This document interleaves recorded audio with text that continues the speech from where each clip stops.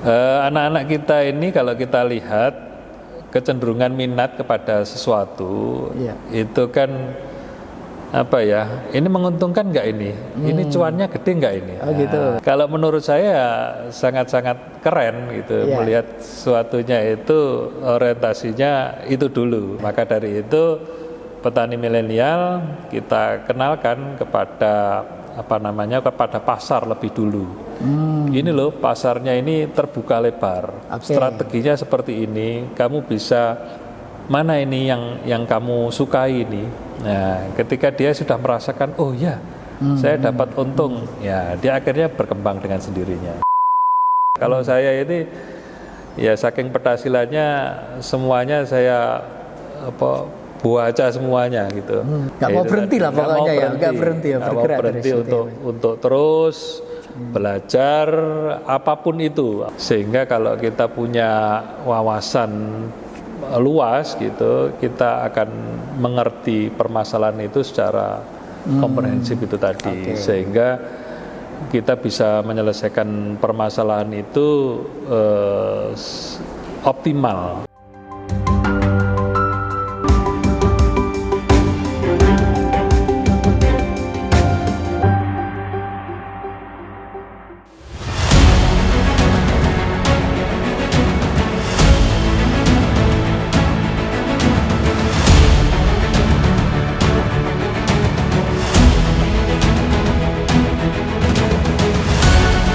Assalamualaikum warahmatullahi wabarakatuh, Tribuners dan pembaca harian Surya dimanapun berada.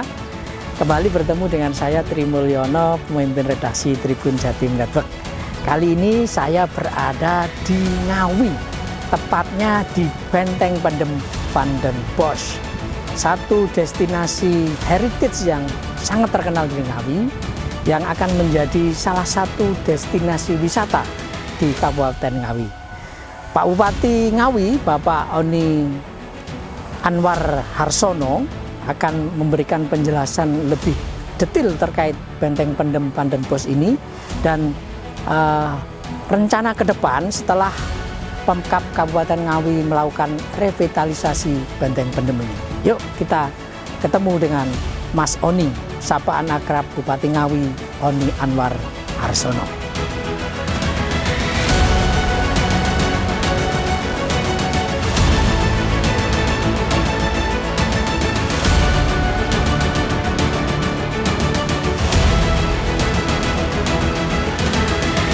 Assalamualaikum warahmatullahi wabarakatuh, Tribuners dan pembaca harian Surya dimanapun berada. Bertemu dengan saya kembali, Tri Mulyono, pemimpin redaksi Tribun Jatim Network. Kali ini saya bersama satu tokoh muda yang luar biasa. Saya berada di Ngawi, Provinsi Jawa Timur. Dan di samping saya sudah ada Mas Oni Anwar Harsono, Bupati Ngawi. Saya boleh panggil Mas Oni ini ya, Mas Oni. Mas Oni, terima kasih sudah bergabung dengan Tribun dan Harian Surya.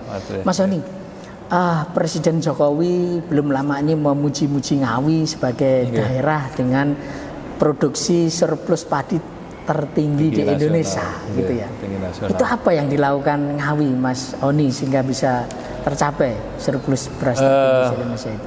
Mas Tri. Jadi kita melihat semangat dari petani kita ya. Kultur petani di Kabupaten Ngawi ini pejuang-pejuang tangguh semuanya petani kita ini. Sehingga ketika ada permasalahan terkait pupuk, distribusi, kelangkaan, harga dan seterusnya, mereka punya kiat-kiat ya, punya strategi-strategi untuk tetap bisa survive ya.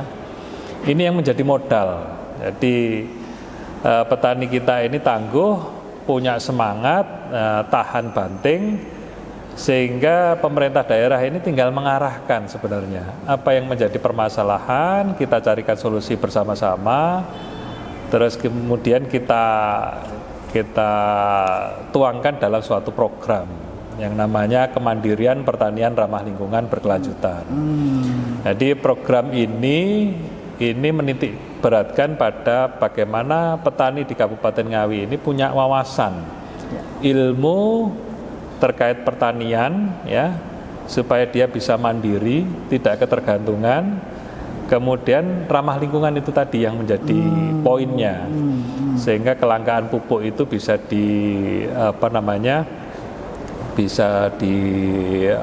carikan solusi terkait masyarakat ketika punya ilmu, petani kita punya ilmu, dia bisa bikin pupuk mandiri, bisa bikin bibit secara mandiri, sehingga ketergantungannya dengan pihak ketiga sudah mulai berkurang.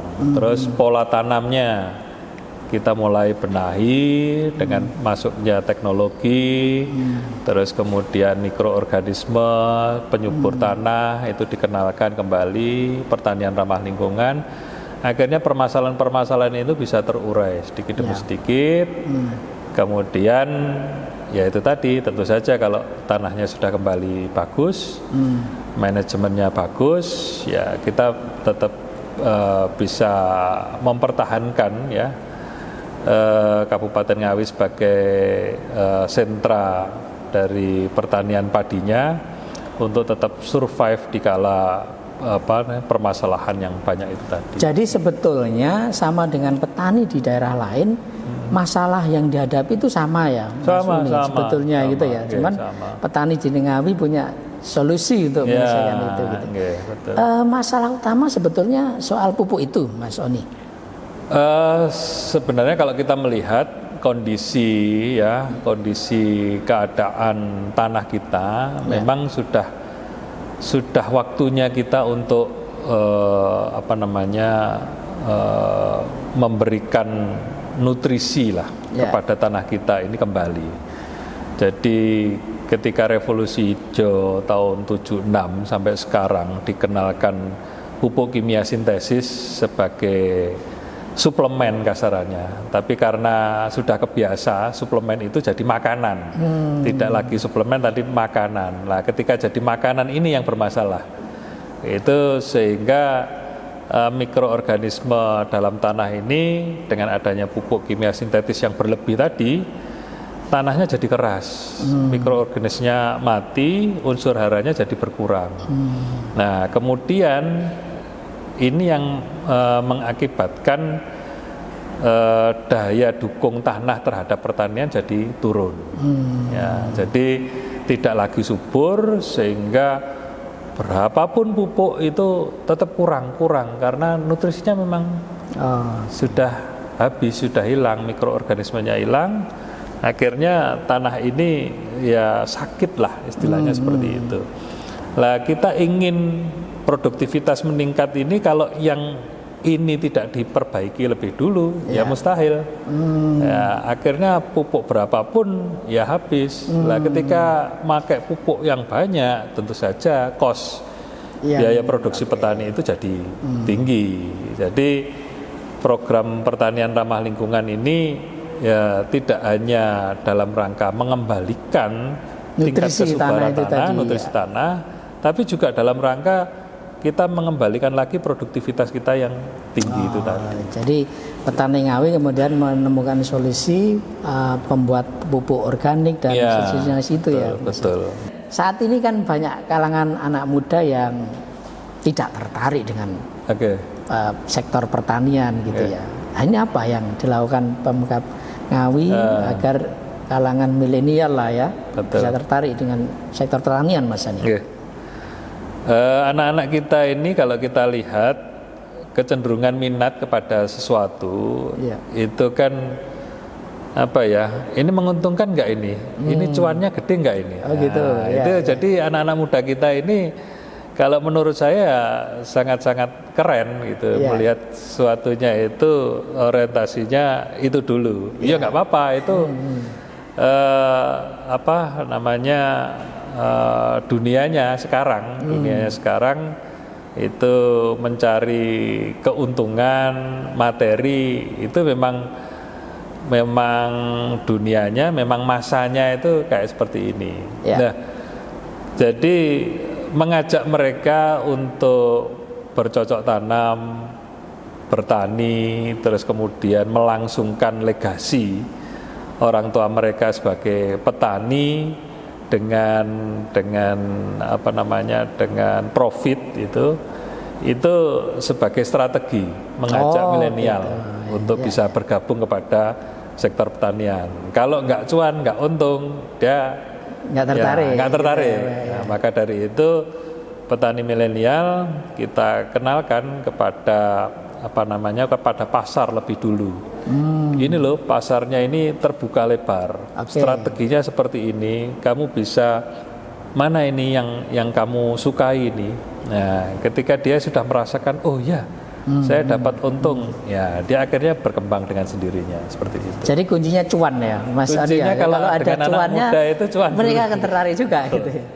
Dan perkembangan saat ini gimana Mas? Dari setelah Mas Oni coba untuk meyakinkan anak-anak muda tentang potensi besar dari sektor pertanian ini. Ternyata banyak sekali menurut data kita yang sudah kita data resmi kita terkait petani milenial, anak-anak muda yang masuk kepada Kementerian Pertanian, itu Ngawi tak kurang dari 500 anak-anak ya, muda kita yang punya orientasi kegiatan ekonomi kreatifnya, kegiatan kewirausahaannya di bidang pertanian.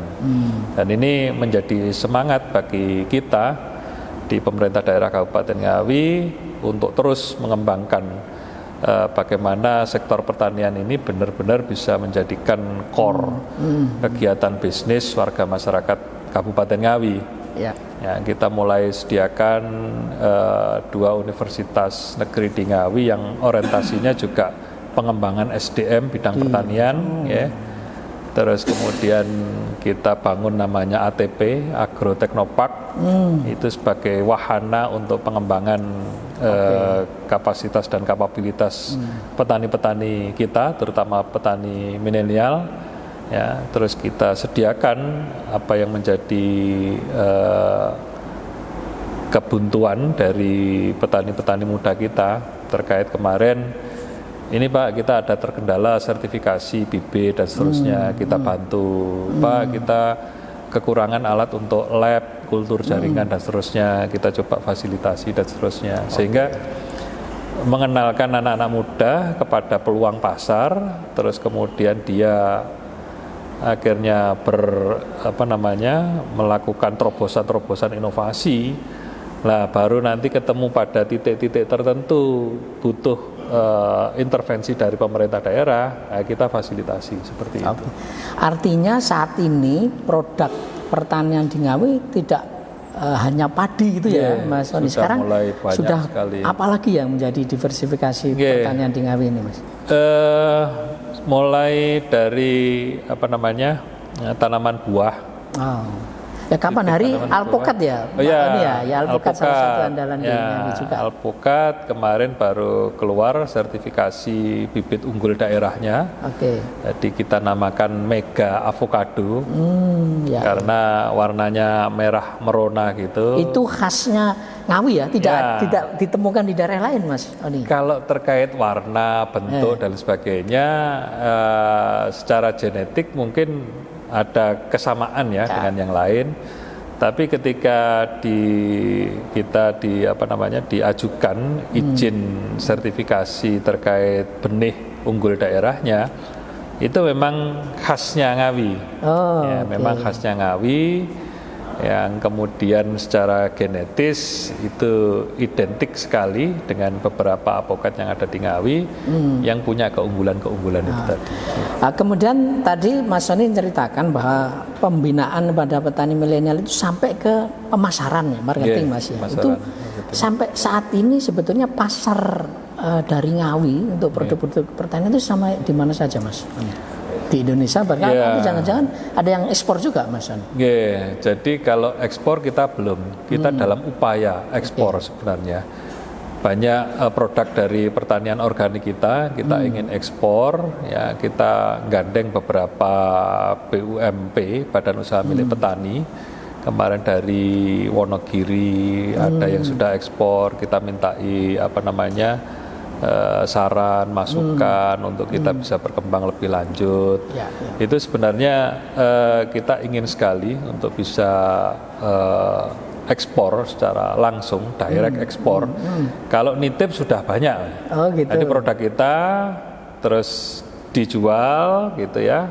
terus kemudian di packaging, disertifikasi di luar dan seterusnya, terus kemudian bisa diekspor itu ada. Cuman yang direct langsung dari Kabupaten Ngawi itu belum. Kita ingin sampai di situ. Tapi ngurusi Jabodetabek atau regional saja, teman-teman ini sudah kewalahan, kewalahan. Gitu aja. Mas Yoni, selain sektor pertanian, Ngawi juga dikenal sebagai gudangnya industri kreatif ya. Sebut saja Deni Caknan, ada Didi Kempot gitu ya. Ini apa yang sudah dilakukan Pemkat agar makin banyak ini bibit-bibit pelaku industri kreatif bertumbuhan di Ngawi, Mas Yoni? Kita sebenarnya hanya memberikan ruang saja.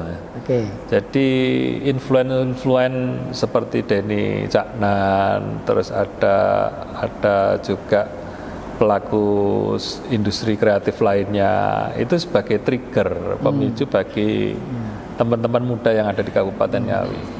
Sebenarnya teman muda Kabupaten Ngawi itu banyak kreativitas, tapi kurang ruang untuk berekspresi.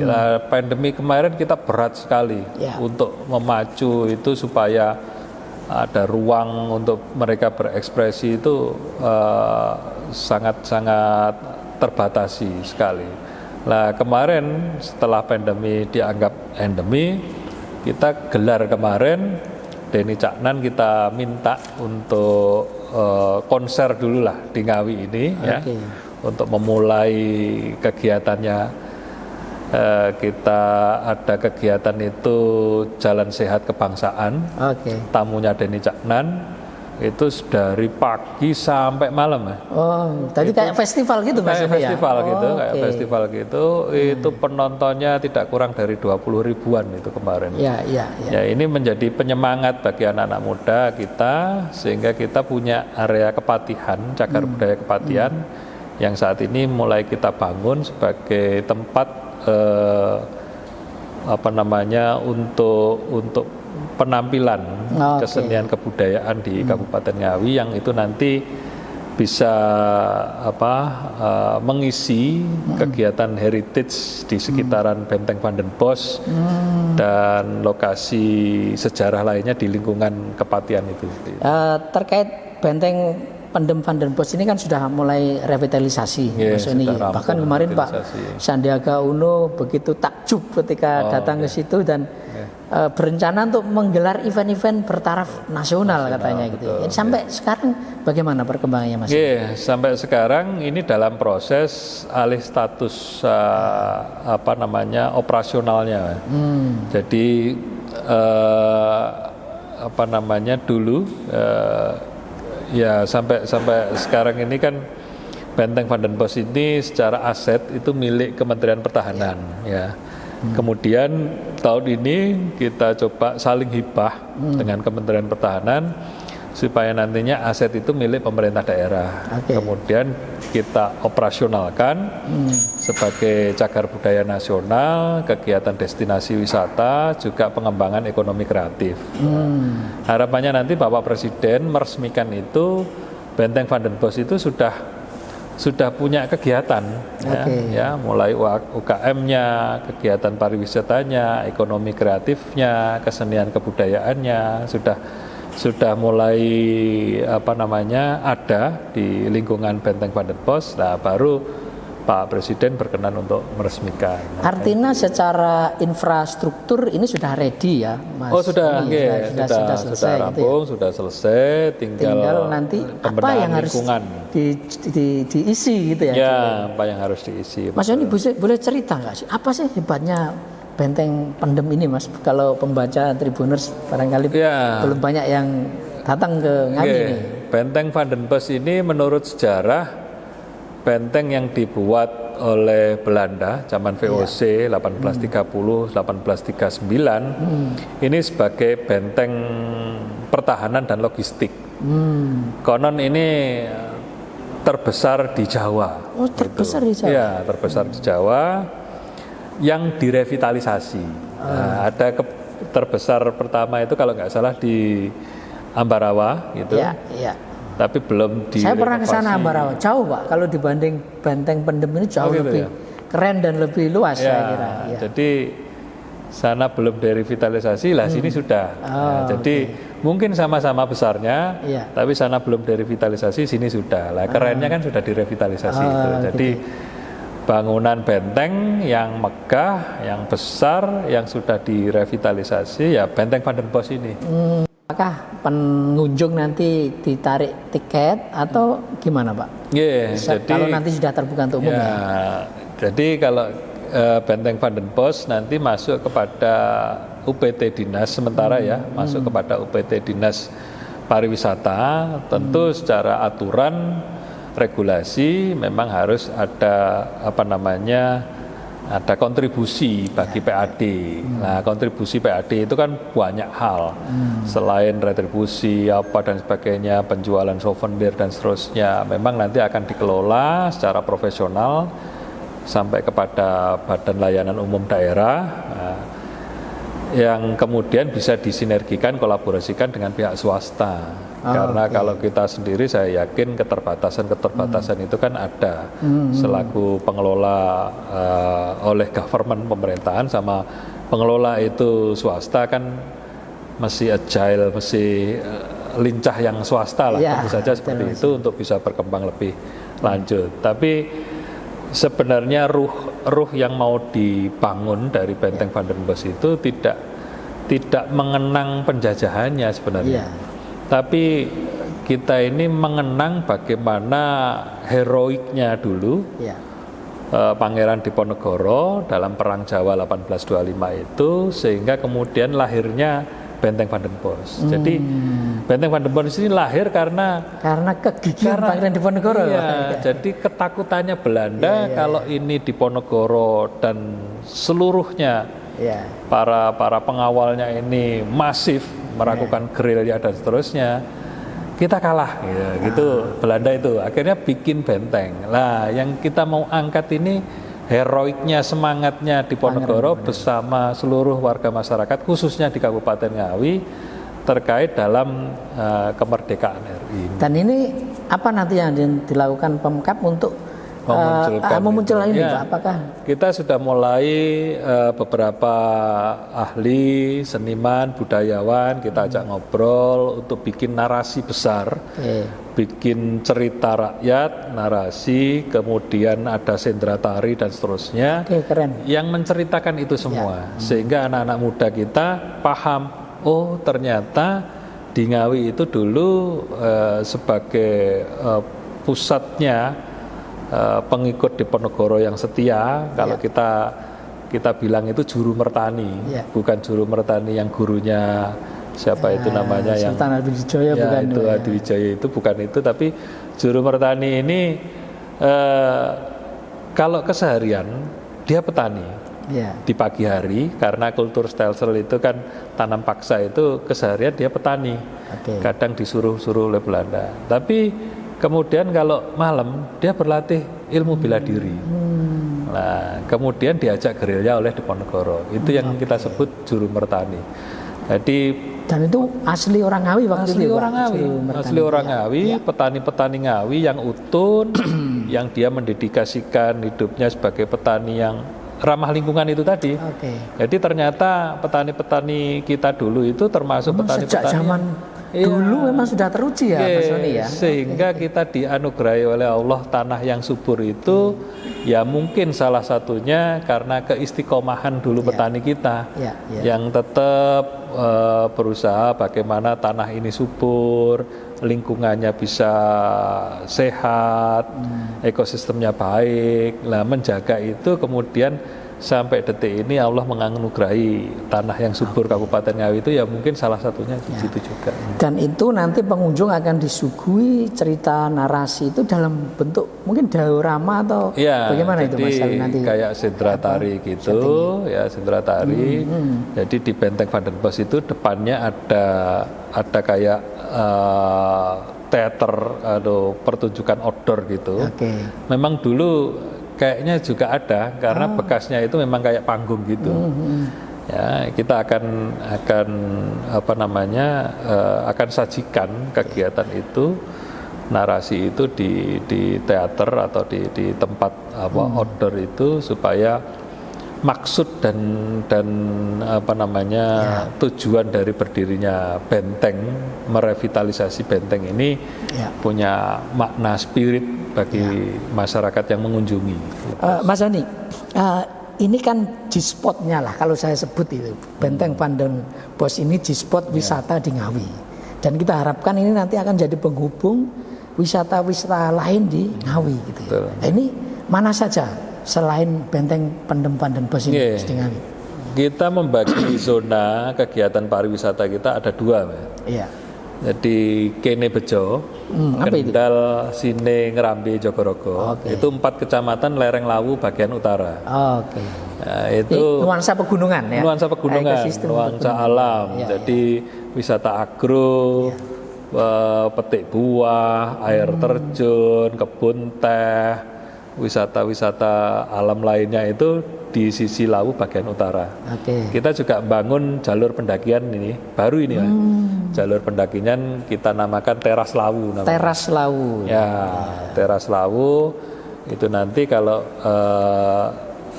Tribuners pengen ke Puncak Lawu bisa dari Ngawi. Dan nanti itu jalannya ya bisa dikendarai oleh mobil kendaraan itu nanti sampai kepada Bulak Peperangan namanya. Peperangan itu kayak savana luas gitu. Nah dari situ ke Puncak Lawu ya tinggal setengah sampai 1 jam. Jadi dekat, cuman 4-5 kilo lagi sudah sampai Puncak Lawu. Nah harapannya ya kita kenapa bangun seperti itu, kita ingin seluruh masyarakat tidak terkecuali yang rekan-rekan kita yang difabel itu bisa merasakan suasana Puncak Lawu itu seperti apa. Kalau selama ini kalau mendaki gunung kan lewat Karanganyar kalau di Jawa Tengah ya. Terus yang sehat, yang fit, yang anunya, tapi teman-teman difabel, teman-teman yang itu kan ya sebenarnya pengen merasakan sensasinya kalau di Puncak Lawu itu seperti apa. Lah kita carikan jalur itu di samping memudahkan untuk kita bisa melihat Puncak Lawu, dan itu juga sebagai akses untuk kita mitigasi bencana kebakaran biasanya. Jadi dulu ada Sabuk Lawu namanya, yang zaman Belanda itu sudah dibuat untuk mitigasi bencana kalau ada kebakaran. Nah itu hilang dulu, sudah tertutup, sudah hilang. Lah kita kan hidupkan lagi sekaligus itu menjadi destinasi wisata. Itu yang pertama Mas Doni, wisata. Yang kedua apalagi yang direncanakan selain wilayah itu? Jadi banyak di wilayah atas itu ada yang sekarang itu ada Serambang Park, Suwono Indah Park, Kebun Teh Jamus, Watu Jonggol, Selo Ondo, banyak lah terkait pariwisata di atas itu. Tinggal nanti insya Allah tahun ini kita perbaiki aksesibilitas jalan interkoneksinya di wilayah atas. Terus yang di bawah ini ada Jati Pangawitan, Mas. Jati Pangawitan ya. Itu juga singkatan. Apa itu, Mas? Kecamatannya Karangjati, Padas, Ngawi, Widodaren, dan Mantingan. Oh, daerah bawah ya. Daerah bawah. Sawah. Ya, daerah bawah itu. Ini sebagai kerajinan kita Bonggol Jati, kerajinan Bonggol Jati. Kenal itu, Mas. Anyaman Tas, terus kemudian kita punya 2 waduk Pondok dan Sangiran, itu untuk wisata pemancingan, kemudian rekreasi keluarga dan seterusnya, ada Tawun di Ngawi. Nah ini yang atas itu nuansanya alam, pegunungan sama wisata agro, yang bawah ini terkait kerajinan-kerajinan itu, kerajinan kayu, kerajinan bambu, kerajinan anyaman tas, batik dan seterusnya, itu di wilayah bawah. Luar biasa.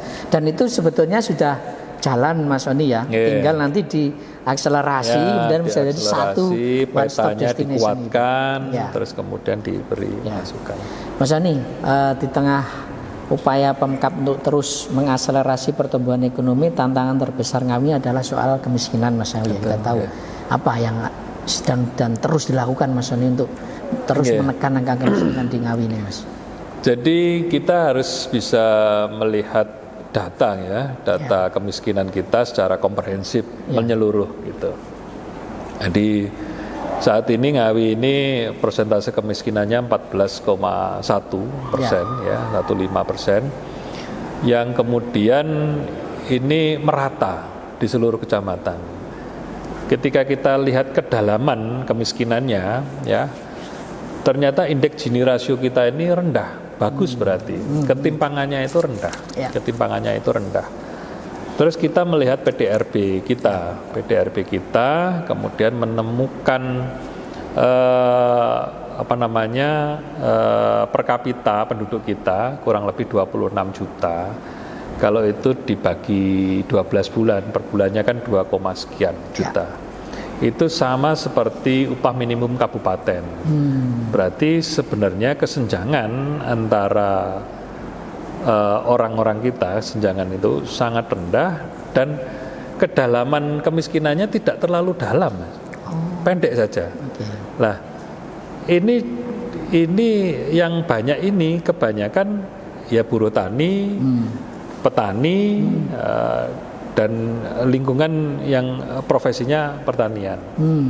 Sehingga kuncinya untuk kita ini mengentasan kemiskinan salah satunya ya itu tadi, bagaimana sektor pertanian ini kita upayakan ya lebih komprehensif lagi penanganannya, sehingga inputting biaya produksi tanam petani kita menjadi rendah. Terus kemudian petani kita tidak bingung lagi terkait budidaya, karena sudah pinter budidayanya, harus pandai, sehingga terkait hama dan seterusnya dia bisa mengatasi, sehingga dalam produktivitasnya on farm-nya itu bisa bagus seperti itu. Terus pasca panennya, off farm-nya ini pasca panen kita mendatangkan beberapa off-taker yang kemudian harganya bisa stabil bagus. Nah ini kiat-kiat untuk mengangkat tadi yang miskin tadi bisa kepada sejahtera. Nah kalau kita sudah melihat data Reksosek yang baru ini, sebenarnya kalau ini nanti bisa per kapita kita 28 juta per tahun gitu, itu sudah langsung keangkat hampir 50%, Mas. Jadi kalau menurut datanya, karena ketimpangannya rendah. Ada kabupaten yang per kapitanya tinggi, bisa sampai 50 juta per tahun. Tapi indeks Gini rasionya tinggi juga. 0,45, bahkan ada hampir 5 dan seterusnya. 0,5 seperti itu. Lah Ngawi ini 0,3 dan cenderung turun. Jadi ketimpangannya turun. Nah, sehingga kalau nanti per kapitanya naik sedikit aja di angka 28 juta per tahun, 50%-nya 50% langsung keangkat semua. Jadi yang 14 itu mungkin tinggal 8 atau 7% gitu aja. Ya, Mas Oni ini kan sudah 12 tahun ya Mas Oni di pemerintahan Ngawi ya. Dulu 2 periode sebagai wakil bupati, kemudian sekarang bupati sudah 2 tahun di periode pertama gitu. Sehingga sebetulnya Mas Oni pasti punya keyakinan ya bahwa Ngawi lihat potensi yang cukup besar itu menjadi daerah yang maju gitu ya. Kira-kira kalau mau ditargetkan ya, itu tahun berapa Mas Ngawi kita bisa ngentas kemiskinan dan lain-lainnya gitu Mas. Kalau saya melihat secara demografi kita, semangat dari warga masyarakat Kabupaten Ngawi yang sekarang itu luar biasa. Ini menjadi optimisme bagi kami, pemerintah daerah ini. Ngawi ini sebentar lagi akan menjadi kabupaten yang maju ini. Kabupaten yang mandiri, yang berkembang bagus dan bisa mensejahterakan masyarakatnya ini. Itu saya melihat pertama kali malah tidak potensi secara kewilayahan dulu, tapi potensi masyarakatnya yang guyup rukun, menjaga kondusivitas, kemudian semangat petarungnya yang luar biasa. Ini sebagai modal. Ya. Yang selanjutnya adalah kesuburan tanah kita sudah semakin hari semakin baik, sehingga core-nya secara fundamen itu kita semakin hari semakin kuat di ketahanan pangan kita. Nah, kalau sudah manusianya, SDM-nya berdaya saing, terus kemudian punya etos kerja yang baik, yang keduanya kekuatan dari support kewilayahan, kesuburan tanah itu juga baik sebagai fundamen kegiatan ekonomi kerakyatannya di bidang pertanian itu baik, itu mau diarahkan kemana saja insya Allah akan cepat. Mau masuk ke era industri juga mau masuk kepada pariwisata juga mau masuk kepada bidang ekonomi kreatif lainnya, saya rasa tidak masalah ketika secara pondasinya itu bagus. Ini beralih ke hal personal Mas Oni ini. Mas Oni ini kan jadi role model ya di Ngawi. Jadi anak muda meniti karir di politik sampai kemudian menjadi orang nomor 1 di Ngawi. Bahkan setiap ada gelaran pilgub misalnya Mas Oni itu selalu masuk sebagai calon kandidat dari anak muda gitu ya. Sebetulnya apa sih Mas yang bisa dibagikan ke anak-anak muda ya, agar paling enggak kita bisa menirulah jejak meskipun enggak sepenuhnya apa yang dilakukan Mas Oni selama ini ya, gitu ya, dalam dunia politik dan pemerintahan. Saya hampir sama dengan pemuda lainnya ya. Ya petasilan ya sama. Mungkin karena petasilannya itu ya mungkin. Yang jadi kreatif ya. Iya. Jadi bagi teman-teman muda inilah kalau menurut saya jangan berhenti untuk belajar. Belajar ini penting. Apa saja. Kalau saya ini ya saking petasilannya semuanya saya baca semuanya gitu. Baca pengen bisa inilah, pengen bisa itulah, pengen bisa itu.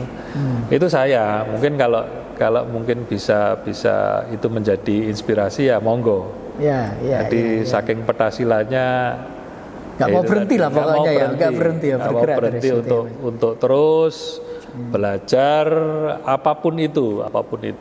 Jadi tidak hanya yang sesuai dengan passion saya saja, ya, tapi kita bisa belajar dari manapun, ya, dari bahan apapun, sehingga kalau kita punya wawasan luas gitu, kita akan mengerti permasalahan itu secara komprehensif itu tadi, sehingga kita bisa menyelesaikan permasalahan itu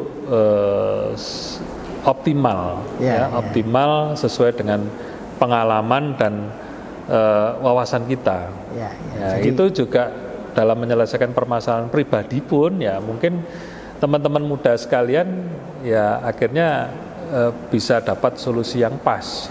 Jadi kuncinya petakilan itu tadi, tapi petakilan yang positif ya. Mas Oni, saya nggak akan bertanya soal enaknya dari bupati ya. Saya ingin tahu apa yang membuat Mas Oni merasa tidak nyaman atau sedih ya ketika memimpin satu wilayah di Kabupaten Ngawi misalnya Mas Oni. Insya Allah saya nggak merasakan sedih ya Mas. Jadi happy aja ya. Happy aja. Misalnya gini Mas Ali, gimana cara menghadapi orang-orang yang tentu tidak semuanya setuju dengan gagasan Mas Oni. Ada yang membuli barangkali gitu ya, ada yang mencaci. Apa yang dilakukan Mas Ali? Dulu awal-awal Mas, awal itu stres bener ya. Stres dalam arti kata kita kepada orientasi defend ya, orientasi untuk pengen menghantam balik gitu, itu kan defend itu. Terus akhirnya saya ini mesti ada yang salah ini. Ketika kita defend ini kan energinya tinggi nih, energinya tinggi. Karena defend mekanisme ini butuh energi yang tinggi sehingga akhirnya saya jadi tenaganya banyak terkuras, sakit-sakitan dan seterusnya. ini mesti ada yang keliru dalam mengatasi masalah. Akhirnya dengan itu tadi saya baca literasi, berkembang ilmu, wawasan dan seterusnya. Akhirnya yang beri kritik, cacian, bulian ini saya anggap teman saya. Teman saya untuk saya ajak sharing gitu. Saya terus akhirnya menanggapinya dengan joke, dengan lelucon dan seterusnya. Karena saya paham benar setiap individu punya wawasan yang berbeda-beda, pemahaman yang berbeda-beda. Kita tidak bisa mengenerate itu semua sesuai dengan pemahaman kita. Makanya kita harus juga menyampaikan itu sesuai dengan masuk kepada cara pandang dia dulu. Ini gimana sih cara pandang dia itu untuk melihat ini? Nah, kita tahu dulu cara pandang dia, terus akhirnya kita, oh gini loh, ternyata cara pandang panjenengan itu ini ada benernya, tapi dalam konteks A, B, C, D. Tapi dalam konteks ini kita gini. Nah, itu jadi akhirnya berkembang. Kalau dulu ketika dikritik ini mesti define dulu, enggak menghabiskan energi malah habis energinya. Tapi sekarang kayak kemarin saya misalkan orangnya itu nggak di sini, nggak di Ngawi, nggak di Ngawi, orangnya di mana? Dulu Ngawi kan terkenal jalan paling rusak itu ya Ngawi katanya. Tapi sekarang tadi saya masuk ini sudah banyak yang beton ini Mas Yoni ya. Karena kalau kita ngomong data, Kabupaten Ngawi itu sekarang bisa jadi 10 yang terbaik infrastrukturnya. Jadi sudah mulai 78 sampai 85% strukturnya jalannya. Tinggal kita menyelesaikan 2024, insya Allah sudah di atas 95%. Nah, tapi karena image itu terlalu lama, jadi wisata Jeglongan Sewu lah, dalane remek lah, gak diurus lah, itu akan menjadi ingatan yang kuat di masyarakat kita. Akhirnya ketika dia dimanapun berada, mengimitkan Ngawi itu ya Ngawi itu dalane elek, dalane jeglong kabeh dan seterusnya. Ada suatu ketika kita ngambil cuk di media sosial gitu, informasi jalan remek Kabupaten Ngawi, wah yang komen itu ribuan gitu. Ya, itu saya ajak untuk interaksi. Mana jadi sih langsung direspon oleh Mas Soni. Kita respon, terus akhirnya kita tata, kita mapping, kita rencanakan. Yang kemudian saat ini ketika ada orang ya, misalkan orang yang nggak suka gitu ya, terus pengen pengen bikin citra Ngawi jelek, itu yang hantem bukan dari kita, tapi netizen yang lain yang mengetahui bahwa perkembangan Ngawi itu sudah sekian, itu dia sendiri yang komen. Karena Ngawi itu sekarang sudah sekian gini. Padahal foto yang diambil itu sudah foto lama, diupload lagi. Kemudian bukan di Ngawi, diupload di Ngawi dan seterusnya. Nah itu akhirnya yang membantu kita untuk memberikan wawasan informasi itu justru tidak dari. Jadi busernya ini justru tidak di skenario ya, tidak di skenario, teman-teman sendiri. Karena itu tadi kita membuka ruang untuk berdiskusi. Akhirnya kita sampaikan realitanya seperti ini, anggaran Kabupaten Ngawi seperti ini, kita harus bertahap dan kita tidak bisa langsung diaspal semuanya karena butuh penanganan khusus, harus di rigid beton. Karena kalau di aspal percuma setahun 2 tahun rusak dan seterusnya. Itu akhirnya masyarakat ngerti. Akhirnya lebih baik gantian gitu tadi penanganannya, tapi tuntas. Tuntas seperti itu. Luar biasa. Dan ini pertanyaan terakhir Mas Soni. Kapan rekaman dengan Denny Caknan nih? Waduh. Mas Soni kan juga suka musik. Biar yang rekaman itu Mas Denny aja lah.